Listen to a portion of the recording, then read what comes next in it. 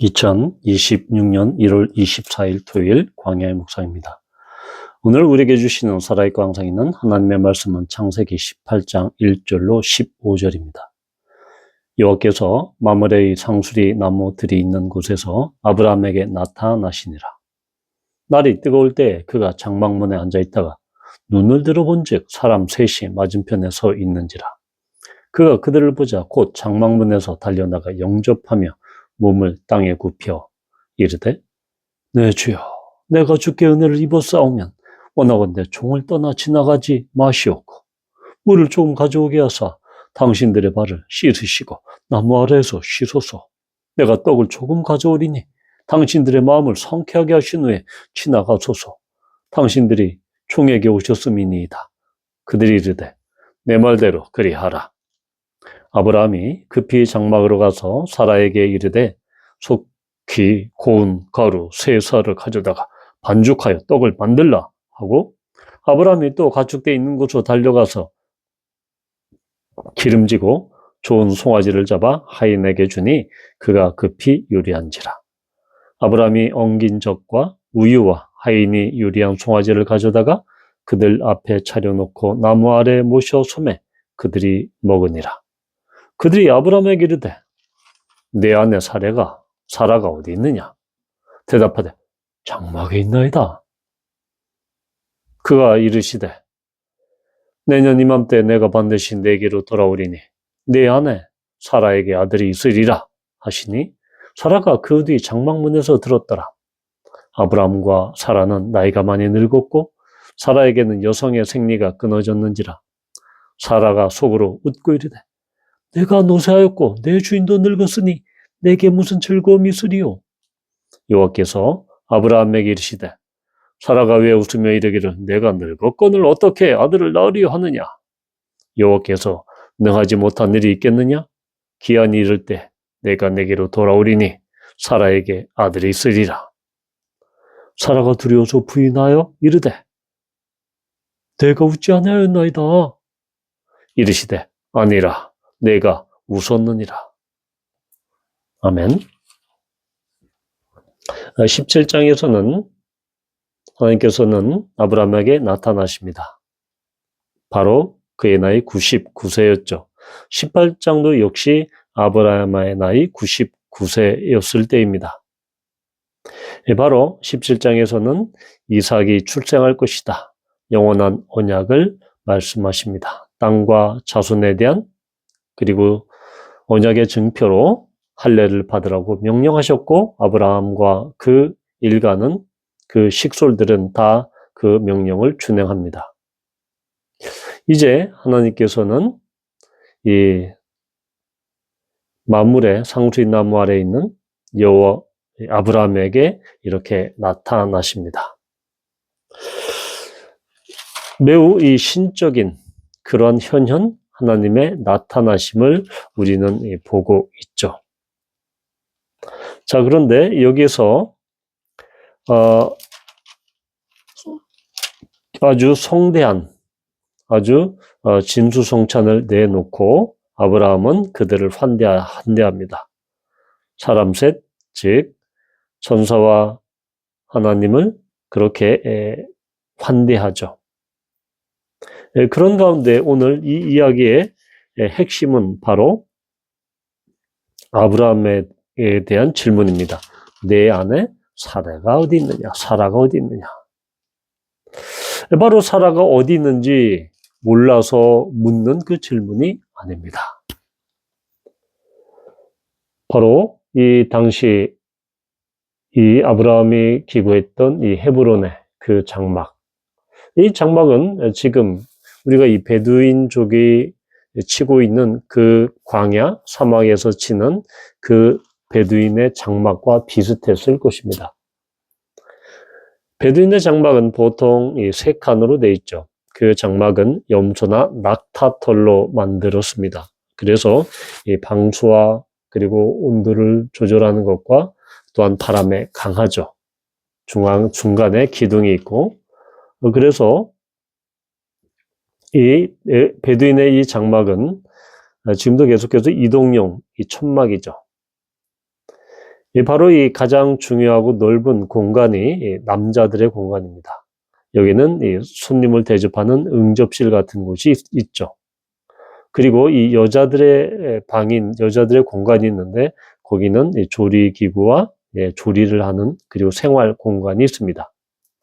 그래서 그 공간과 세 칸의 그 경계는 바로 이 염소털로 짠 이 휘장으로 되어 있었기 때문에 지금 장막문에서 들었더라라고 이야기했을 때 당연히 염소털로 짠 휘장이기 때문에 남자들의 공간인 그 응접실에서 아브라함과 세 사람이 하는 얘기는 또렷이 들을 수 있는 그러한 천막 구조가 되는 것입니다. 그런데 이미 아브라함은 17장에서 17장 17절에 보면 내게 아들을 낳게 할 것이다. 낳아주게 할 것이다. 누가? 사라가 너에게 아들을 낳아줄 것이다. 자, 그런데 그때 17장 17절에 아브라함의 반응이 무엇입니까? 아브라함이 엎드려 웃으며 마음속으로 이르되 100세 된 사람이 어찌 자식을 낳을까? 사라는 90세니 어찌 출산하리요? 하고 웃습니다. 엎드려 웃었다라고 이야기합니다. 그런데 여기에서 우리 18장에서 역시 이 말을 들은 사라는 어떻습니까? 그 반응이 똑같이 12절에 사라가 속으로 웃고 이르되 내가 노쇠하였고 내 주인도 늙었으니 내게 무슨 즐거움이 있으리요. 아브라함이 얼마 전에 하나님 앞에서 한 그 속으로 웃으며 마음속으로 이른 그 이야기, 그리고 사라가 그들의 이야기를 듣고 자기는 나이도 많이 늙었고 이미 끊어졌고 그런데 노쇠한데 무슨 즐거움이 있을 것이냐. 아브라함과 사라 모두 웃었습니다. 또한 이것이 될 수 없어 라고 불가능한 것으로 이야기합니다. 과연 이것이 될까라고 이야기합니다. 그래서 여기에서 18장에서는 이 하나님께서 이야기를 하시죠. 사라가 왜 그런 이야기를 하느냐? 사라에게 아들이 있을 것이다. 그런데 내가 웃었다. 왜 사라가 웃느냐라고 이렇게 이야기하죠. 17장에서는 아브라함은 그가 엎드려 웃었고 마음속으로 그렇게 이야기했는데도 불구하고 하나님께서는 어떠한 언급도 그를 꾸짖거나 질책하지 않으시죠. 그런데 오늘 여기에서 사라에게는 뭐라고 말씀하십니까? 내가 왜 웃었느냐? 왜 늙었다고 그렇게 아들을 낳을 것이다 라고 이야기하는데 왜 웃을 것이냐? 그게 정말 능하지 않는 일이냐? 라고 이렇게 오히려 반문하시죠.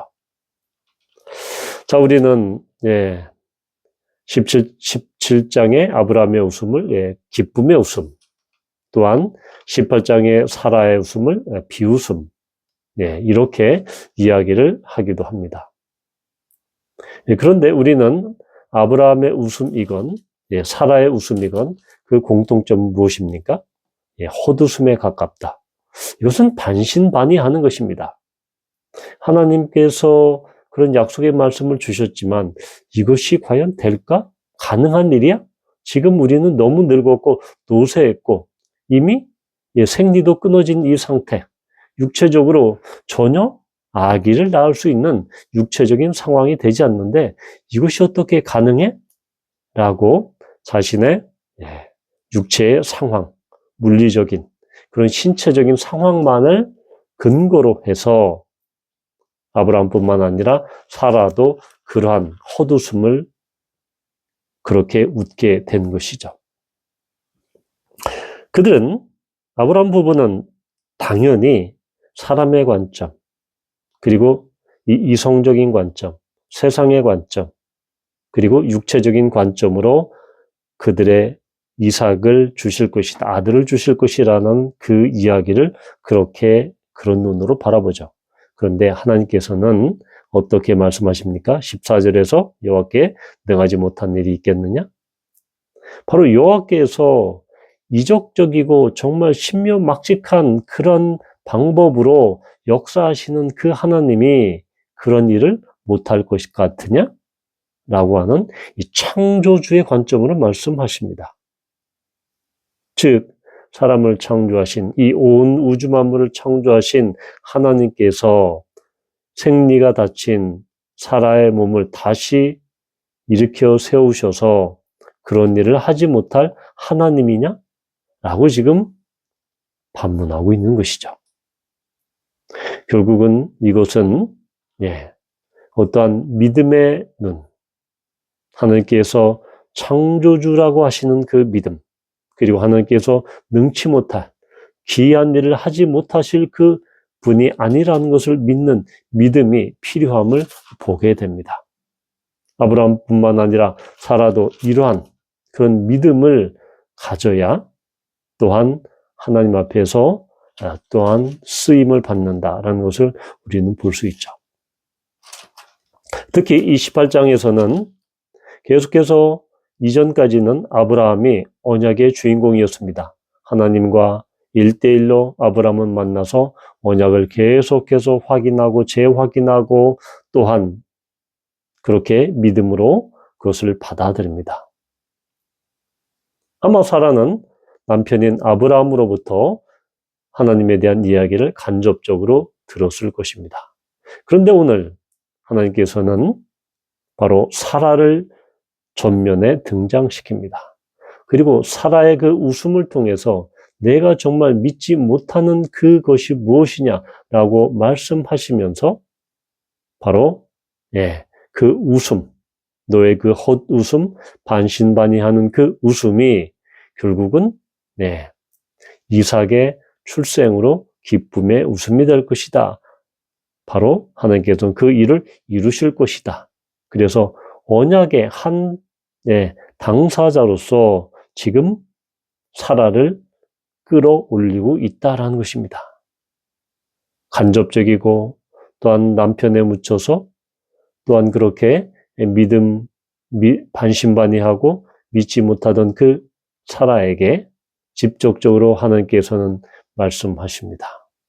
어떻게 능치 못할 일이 여호와께 있겠느냐. 이런 말씀을 통해서 하나님은 사라에게 믿음을 불어넣어 주십니다. 그에게 사라를 정말 완전히 무시하지 않고 사라를 정말 열국의 어머니, 사라에서 사라가 되는 것처럼 그런 열국의 어머니의 위치로 하나님은 끌어올리신 것이죠.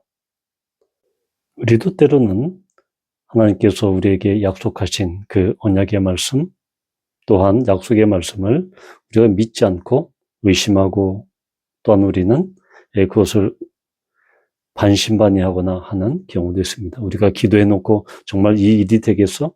하나님께서 응답하실까? 이것은 너무 어려운 일이야 라고 그렇게 의심할 수 있습니다. 그러나 하나님께서는 능하지 못한 일이 없으신 여호와이십니다.